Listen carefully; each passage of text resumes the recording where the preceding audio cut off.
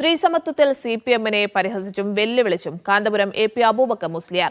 കണ്ണൂർ ജില്ലയിൽ സിപിഎമ്മിന് ഒരു വനിതാ ഏരിയ സെക്രട്ടറി ഉണ്ടോ എന്ന് കാന്തപുരം ചോദിച്ചു.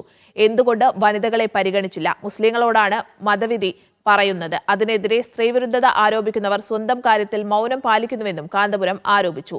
സ്ത്രീസമത്വവുമായി ബന്ധപ്പെട്ട എം.വി. ഗോവിന്ദന്റെ പരാമർശത്തിലാണ് കാന്തപുരത്തിന്റെ മറുപടി. പൊതുവിടങ്ങളിലേക്ക് സ്ത്രീകൾ ഇറങ്ങരുതെന്നത് പിന്തിരിപ്പൻ നിലപാടാണെന്ന് എം.വി. ഗോവിന്ദൻ അഭിപ്രായപ്പെട്ടിരുന്നു. പിന്നൊരാളെ പ്രസ്താവന കേട്ടു. അയാളുടെ പാർട്ടികൾ തന്നെ അയാൾ ജീവിക്കുന്ന ജില്ലയിൽ ഞാൻ പത്രം എടുത്തു നോക്കി.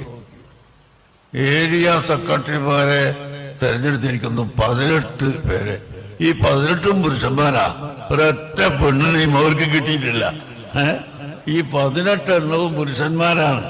എന്തേ അവിടെ പെണ്ണുങ്ങളെ പരിഗണിക്കാതിരുന്നത്? എന്താണ് അവിടെ ഒന്നും പെണ്ണുങ്ങളെ പരിഗണിക്കാത്തത്?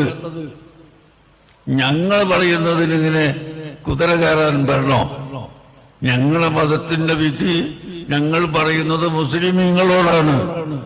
അതുകൊണ്ട് മറ്റുള്ള മതങ്ങളുമായി ബന്ധപ്പെടേണ്ടെന്നും കൂടേണ്ടെന്നൊന്നും ഞങ്ങൾ പറഞ്ഞിട്ടില്ലല്ലോ.